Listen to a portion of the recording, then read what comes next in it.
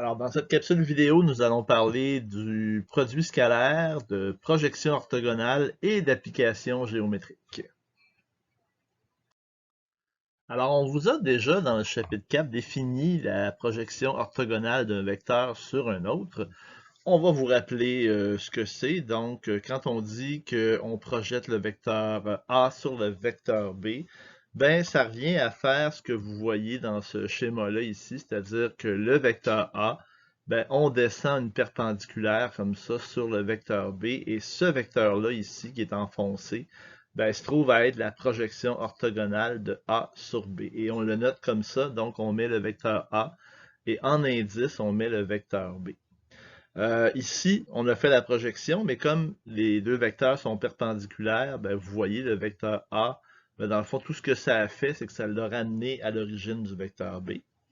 Et dans ce troisième schéma-là, ici, quand on a fait la projection de A sur B, ben, comme l'angle θ est un angle obtus, ben, le vecteur A, on ne l'a pas projeté comme tel sur le vecteur B, mais sur le prolongement du vecteur B. Alors, ce qu'on vous dit ici, dans le fond, c'est que si l'angle est obtus, donc si θ est supérieur à 90 degrés, alors la projection orthogonale et le vecteur B ont un sens opposé. Alors que si l'angle est aigu, donc s'il est entre 0 et 90 degrés, ben à ce moment-là, les deux vecteurs ont le même sens.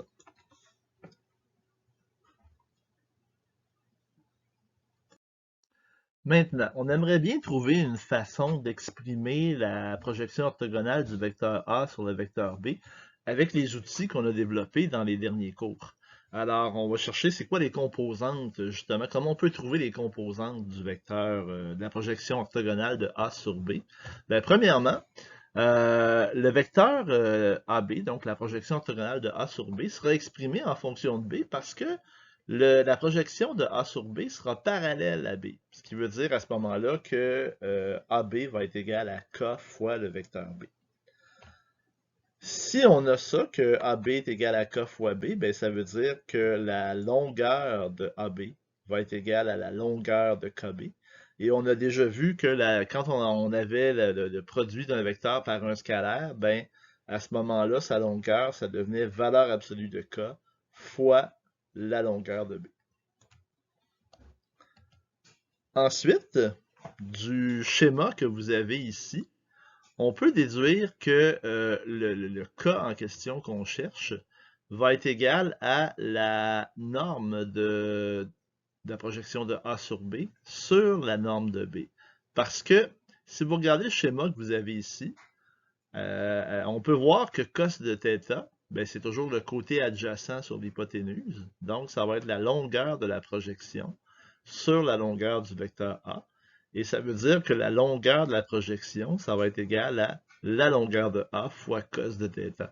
Alors, on va pouvoir déduire à ce moment-là que K va être égal à la norme de A fois cos de θ sur la norme de B.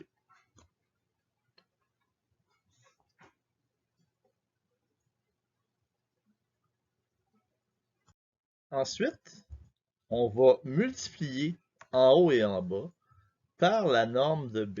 Alors, vous voyez ici, on a multiplié en haut et en bas par la norme de B, et regardez bien ce qui va se passer. On a vu dans la dernière capsule que le produit scalaire entre A et B, c'était égal à la norme de A fois la norme de B fois cos de θ. Ben, c'est exactement ça qu'on a au numérateur ici. Et on a vu aussi au dernier cours que le produit scalaire d'un vecteur par lui-même, ça donnait la norme du vecteur au carré. Donc, B fois B est égal à la norme de B au carré. Ben, c'est exactement ça qu'on a au dénominateur ici. On a la norme de B au carré. Alors, ça veut dire qu'on peut déduire que ça, que la valeur de K, ben, ça va être égal au produit scalaire de A par B sur le produit scalaire de B par B. Et ça veut donc dire que le vecteur projection, donc la projection orthogonale de A sur B, ben, ce sera égal au produit scalaire de A par B sur le produit scalaire de B par lui-même. Donc ça donne un scalaire divisé par un scalaire, multiplié par le vecteur B. Donc c'est ça qui va nous donner les composantes du vecteur projection de A sur B. Alors, tout ça, c'est résumé ici, hein. Donc, on dit soit A et B, deux vecteurs de R2 ou de R3, tel que, bien sûr, le vecteur B n'est pas un vecteur nul. Alors, la projection orthogonale de A sur B va être donnée par ce résultat-là que vous avez ici, donc le produit scalaire de A par B sur le produit scalaire de B par lui-même, par le vecteur B. Et ça nous donne un vecteur, ça ne donne pas un scalaire, ça va vraiment donner un vecteur. On y va pour un exemple. On cherche la projection orthogonale du vecteur A sur le vecteur B. Si le vecteur A est égal à 2, moins 1, 4 et le vecteur B, moins 1, 2, 3. Alors, voici la formule qu'on a vue précédemment. On va trouver dans un premier temps le produit scalaire de A par B en multipliant les composantes correspondantes des vecteurs. Alors, ça nous donne donc 2 fois moins 1 plus moins 1 fois 2 plus 4 fois 3 qui donne 8. Et on va effectuer le produit scalaire du vecteur B par lui-même, ce qui nous donne encore une fois en multipliant les composantes correspondantes 1 plus 4 plus 9, ce qui est égal à 14. Alors, ça veut dire que la projection orthogonale de A sur B, elle sera égale à 8 quatorzièmes fois le vecteur moins 1, 2, 3, ce qui donne moins 8 quatorzièmes, 16 quatorzièmes et 24 quatorzièmes, ou si on simplifie les fractions, moins 4 septièmes, 8 septièmes et 12 septièmes. Alors, allons-y d'un exemple où on vous demande de déterminer la projection orthogonale du vecteur BA sur BC si on a les points ABC suivants, ceux que vous voyez actuellement à l'écran. Alors, je vous invite à appuyer sur pause, à le faire par vous-même et à nous revenir quand vous voudrez voir la solution. Alors, on va utiliser la formule qu'on vient de voir, hein. Donc, la projection orthogonale de BA sur BC, c'est égal au produit scalaire de BA par BC sur le produit scalaire de BC par lui-même, tout ça multiplié par le vecteur BC. Alors, le vecteur BA, en prenant les coordonnées du point A moins celles du point B, on trouve que c'est 1 moins 3, 3. Et le vecteur BC, qu'on obtient en prenant les coordonnées du point C moins celles du point B, ça va être moins 5, 1, moins 1. Le produit scalaire de BA par BC que j'obtiens en multipliant les composantes correspondantes, c'est moins 11. Et le produit scalaire de BC par lui-même, que j'obtiens aussi en multipliant les composantes correspondantes, ça me donne 27. Alors, le vecteur, la projection orthogonale de BA sur BC, donc, sera égale à moins 11 27e fois le vecteur moins 5, 1, moins 1, ce qui donne le vecteur 55 27e, moins 11 27e et 11 27e. On avait dit aussi qu'on verrait des applications en géométrie du produit scalaire. Alors, en voici une. On vous demande de déterminer la droite tangente au cercle x-3 au carré plus y-4 au carré égale à 25, qui passe par le point 6, 8. Alors, précisons que quand on a l'équation d'un cercle qui est donné comme ce que vous voyez à l'écran actuellement, ça nous indique que le centre du cercle est à 3, 4, parce que quand on remplace donc x égale 3 puis y égale 4 là-dedans, mais ça nous donne 0 et 0, donc ça nous indique que le centre, il est à x égale 3 puis à y égale 4. Alors le graphique va ressembler à quelque chose comme ça. Donc vous avez le cercle qui est centré au point 3, 4. Vous avez le point 6, 8 qui est sur la circonférence du cercle. Et vous avez une droite tangente qui passe au point 6, 8 et qui passe aussi par un point quelconque qu'on a appelé XY. Si le centre du cercle est le point donc 3, 4, si la droite est tangente au cercle, alors ça veut dire que la tangente va être perpendiculaire au rayon CA. Donc, que les vecteurs CA et les vecteurs AP sont perpendiculaires.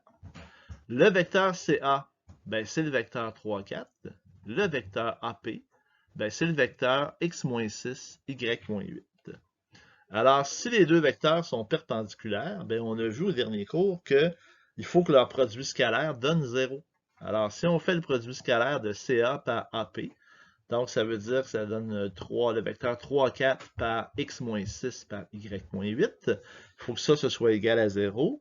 Ben, en multipliant les composantes correspondantes, ben, ça fait 3 fois x moins 6 plus 4 fois y moins 8 qui est égal à 0. Donc, ça nous donne 3x plus 4y moins 18 moins 32 qui est égal à 0.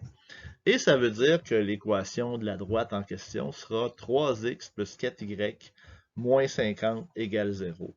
Alors voilà l'équation de la droite qui est tangente au cercle et qui passe par le point 6, 8. Donc c'est 3x plus 4y moins 50 égale 0.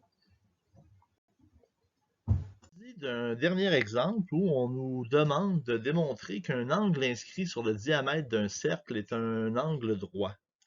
Alors, voici le schéma, à quoi ça ressemble.